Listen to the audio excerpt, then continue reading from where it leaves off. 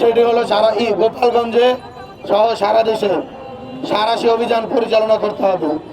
গোপালগঞ্জ সহ সারা দেশে সাঁড়াশি অভিযান পরিচালনা করতে হবে। যদি অভিযান পরিচালনায় আমরা গাফিলতি দেখতে পাই, আমরা দেখেছি ইন্টারিম গভর্নমেন্ট এখানের ভিতরে গোপালগঞ্জে একটি বিশেষ ফোর্স পাঠিয়েছে। সেই ফোর্সের দিকে আমরা কঠোর নজরদারি রাখছি।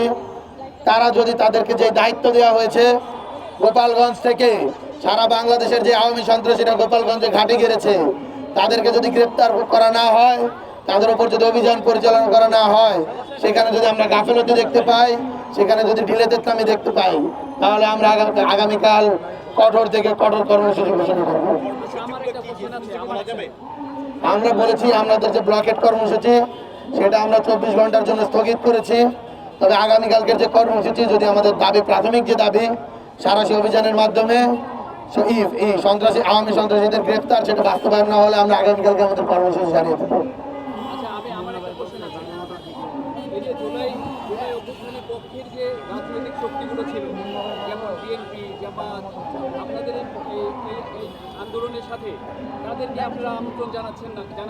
দেখুন, আমরা কিন্তু বৈষম্য বিরোধী ছাত্র আন্দোলনের অফিসিয়াল ফেসবুক পেজ থেকে এবং বৈষম্য বিরোধী ছাত্র আন্দোলনের সভাপতি হিসেবে আমি আমার ফেসবুক টাইমলাইন থেকে সারা বাংলাদেশের বৈষম্য বিরোধী ছাত্র আন্দোলনের সাথে যারা জুলাইয়ে সম্পৃক্ত ছিল, ফ্যাসিবাদের বিরুদ্ধে যারা ঐক্যবদ্ধ ছিল, সেই সকল ছাত্র সংগঠন, রাজনৈতিক দল এবং জুলাইকে ঘিরে গড়ে ওঠা যে সকল ফ্যাসিবাদ বিরোধী প্ল্যাটফর্ম রয়েছে, তাদেরকে সাথে নিয়ে বাংলাদেশের সমস্ত সাধারণ ছাত্র জনতাকে সাথে নিয়ে আমরা এই আমাদের ব্লকেট কর্মসূচি ঘোষণা করেছি এবং সবাইকে রাজপথে নামার জন্য আহ্বান করেছি।